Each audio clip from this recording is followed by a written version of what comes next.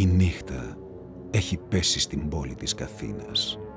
Ο μόνος ήχος που ακούγεται είναι το βουητό της βροχής. Ώσπου ξαφνικά ένας κεραυνός καίει όλες τις λάμπες. Κάει και η λάμπα μου! Και εμένα! Μες στην αναστάτωση, οι άνθρωποι παρατούν τις καμένες λάμπες όπου βρουν. Άνθρωποι, εγώ θα σας δώσω τα φώτα της ανακύκλωσης! Τι όνειρο κι αυτό! Γιατί το βλέπω κάθε βράδυ? Μα βέβαια, και οι λάμπες πρέπει να ανακυκλώνονται. Ο καθένας μας κάθε χρόνο αλλάζει τουλάχιστον μία λάμπα. Και κανείς δεν το έχει συνειδητοποιήσει. Πρέπει να κινητοποιήσω τους φίλους μου, όπως έκανε με μένα ο γειτονάς μου Ευαισθητίδης. Αλλιώς χιλιάδες λάμπες θα καταλήγουν στα σκουπίδια κάθε μέρα. Κι εγώ δεν πρόκειται να ησυχάσω.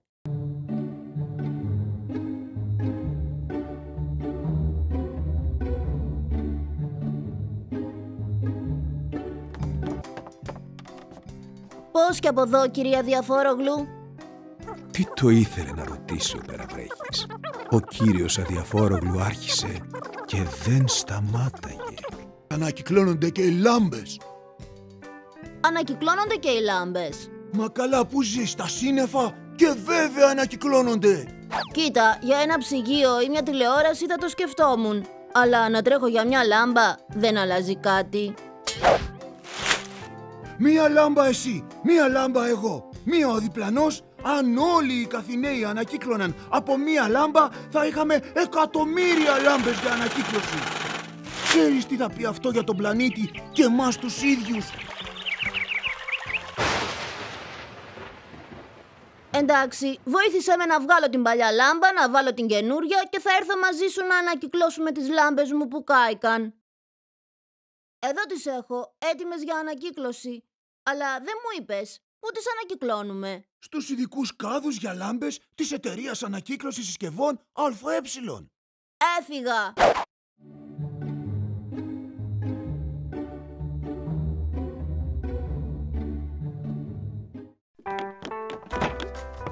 Καλέ μου κυρία Διαφόρογλου, πώς από εδώ?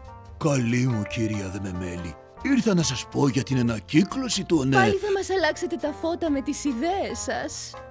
Μια που είπατε φώτα, το ξέρετε ότι είναι εύκολο να ανακυκλώσετε τις λάμπες σας? Το ξέρω, αλλά δεν με ενδιαφέρει κυρία Διαφόρογλου.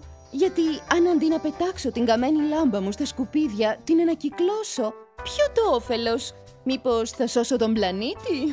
Κυρία Δεμεμέλη, εγώ ξεκίνησα σήμερα το πρωί μόνος. Αν στο τέλος της μέρας έχω πείσει 10 ανθρώπους να ανακυκλώσουν τις λάμπες τους και τις ηλεκτρικές συσκευές τους, αυτοί αύριο μπορούν να πείσουν άλλους 100.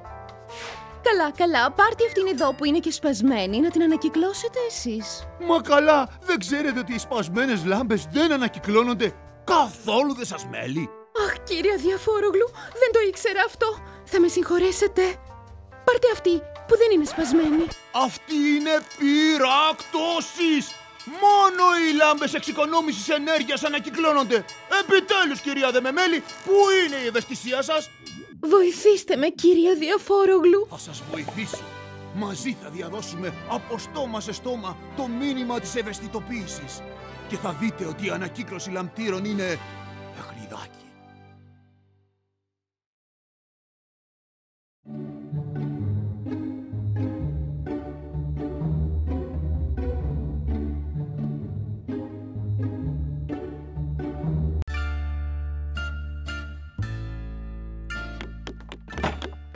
Πώς από εδώ, Αδιαφορόπουλε? Αδιαφόρογλου. Το αυτό. Ήρθα να σου μιλήσω για την ανακύκλωση συσκευών και ειδικά για τις λάμπες. Πρέπει να σταματήσουμε να τις πετάμε στα σκουπίδια και να τις ανακυκλώνουμε στα ειδικά σημεία που Και θα ξεβολευουάρ, κύριε Αδιαφορίδη, για να... Αδιαφόρογλου.